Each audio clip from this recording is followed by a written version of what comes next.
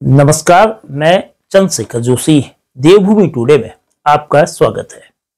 जून का पहला हफ्ता बीत चुका है और आज 9 जून से रीठा साहब का 3 दिनी जोड़ मेला शुरू हो गया है।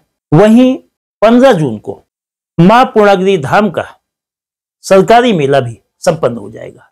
जब बात 15 जून की है तो 15 जून माने फायर सीजन, यानी कि फायर सीजन का समापन। फायर सीजन जो 2025 का दावाग्नि काल था, जंगलों की हिफाजत की दृष्टि से यह बेहतर वक्त रहा। इस बार जंगल सुरक्षित रहे, जंगलों का आग में नुकसान कम हुआ। लेकिन 15 जून मानसून के आगमन का काल भी।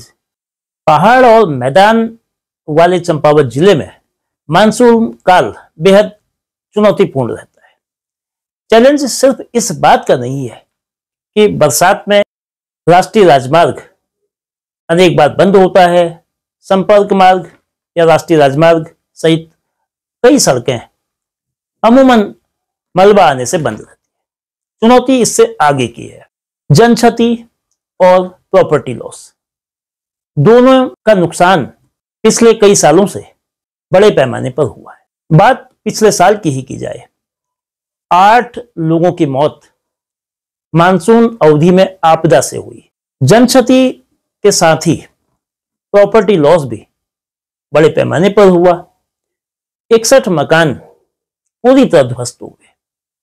चंपावत जिले में इन 61 मकानों के अलावा 1000 से अधिक मकानों को आंशिक रूप से नुकसान हुआ, यानी कि नुकसान का पैमाना ज्यादा है। इतना ही नहीं, टनकपुर पिथौरागढ़ राष्ट्रीय राजमार्ग, जो अब ऑल वेदर रोड भी कही जाती है, उसका टनकपुर से चंपावत के बीच का हिस्सा 28 दिन से अधिक वक्त तक बंद रहा। ये नौबत स्वाला के पास स्लाइडिंग से आई। 2023 में मानसूनी आपदा में 2 जानें गई। वहीं वर्ष 2022 में जान गंवाने वालों की संख्या 4 रही।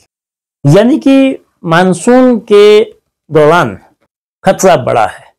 केवल सड़कें ही बंद नहीं होती हैं, मैदान में बाढ़ और जलभराव तो जिले के पर्वतीय हिस्सों में भूस्खलन लोगों की तकलीफों को बढ़ाता है। वहीं प्रशासन का दावा है कि मानसून में आपदा से बचाव के लिए पुख्ता इंतजाम किए गए हैं, पूरे एहतियात बरते गए हैं।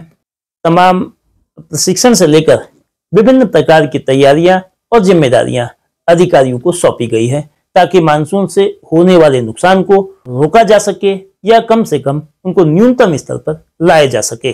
जून के पहले हफ्ते में ही चंपावत में 25 मिलीमीटर बारिश हो चुकी है और इस बार जिस तरह के पूर्वानुमान है कि अधिक बारिश हो सकती है, ऐसे में ये देखना महत्वपूर्ण होगा कि प्रशासन की तैयारियों के दावे और मानसूनी आफत को, मानसूनी नुकसान को कम से कम करने के दावे कितने सच होते हैं।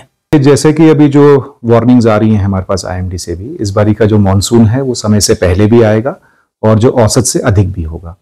तो इसको दृष्टिगत रखते हुए हमने जो सामान्यतः हमारी जो तैयारियां 15 जून तक होती थी वो हमने उनको और तेज कर दिया है। माननीय मुख्यमंत्री जी की अध्यक्षता में हमारी जो स्टेट डिजास्टर मैनेजमेंट अथॉरिटी है उसकी एक कार्यशाला भी की गई है, उसमें एक मॉक ड्रिल भी संपादित की जा रही है।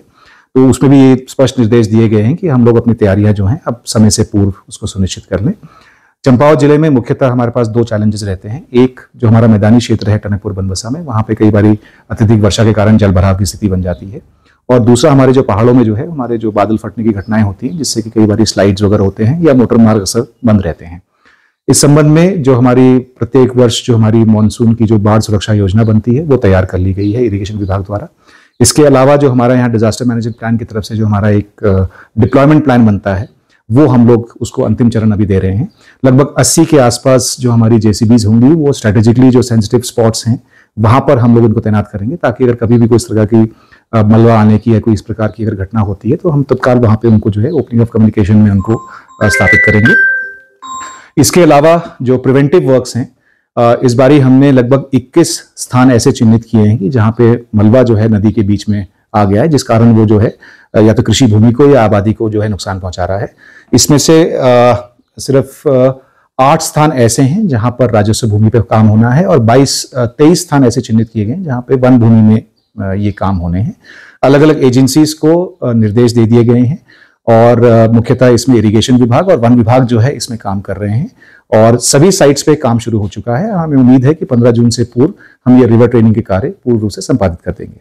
इसके अलावा जो एसेंशियल सप्लाईज हैं हमारी, जैसे 3 महीने का खाद्यान्न का हमारा एडवांस डंपिंग का काम शुरू हो गया है और साथ ही जो है बिजली और पानी के लिए भी जो है इस बार उत्तराखंड शासन द्वारा संबंधित विभागाध्यक्षों के माध्यम से पीडब्ल्यूडी को और पेयजल को और यूपीसीएल को धनराशि उपलब्ध कराई जा रही है। तो इस बारी अगर कोई भी इस प्रकार की आकस्मिक घटना होती है तो विभाग हमारी पूरी तरह से तैयारी में रहेंगे। देखिए, पिछली बारी 2 स्थान ऐसे निकल के आए थे जहां पे ये बार बार मलबा आने की वजह से लंबे समय तक ट्रैफिक बाधित रह रहा था। तो एक स्वाला है जिसे हम लोकेशन 17 के नाम से जानते हैं, वहां पर इस बारी काफी हद तक जो है स्लोप ट्रीटमेंट का काम किया जा चुका है। एजेंसी अभी भी वहां पे दिन रात काम कर रही है। इस बारी हमें पूरी उम्मीद है कि इस बारी जो ट्रीटमेंट प्लांट उन्होंने स्टार्ट किया है उससे इस बारी जो है लंबे समय तक किसी प्रकार का जो है आवागमन नहीं होगा। इसी प्रकार हमारा एक भारतोली के आगे संतोला जगह है जहां पे पिछली बारी काफी स्लाइड आया था, वहां भी एनएच द्वारा काफी कुछ जो उपचार के कार्य हैं वो करा दिए गए हैं और यदि कोई परिस्थिति उत्पन्न भी होती है तो हमारी मशीन्स वहां पे तैनात रहेंगी और आवागमन को जो है अधिक से अधिक सुलभ किया जाएगा।